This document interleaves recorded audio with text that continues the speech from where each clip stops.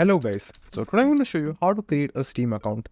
Now the process is very simple. All you do is simply type in Steam on your browser over here and click on welcome to Steam. Now all you have to do is just simply click on the login option over here at the top. Then down here you will find the option of create an account. Choose that.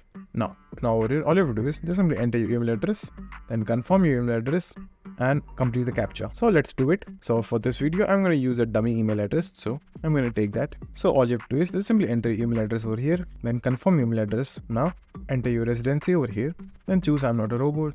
If a captcha comes, just simply fill that as well.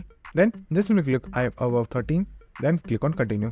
So after that a verification email will be sent on your email address that you used. So just simply go ahead and check that. So refresh the page and you will receive an email over here. Click on that, then click on verify my email address. Now after the email is verified, go back. Now enter your name, password and confirm password. So let's do that. Then enter your password, re-enter that password, then click on done.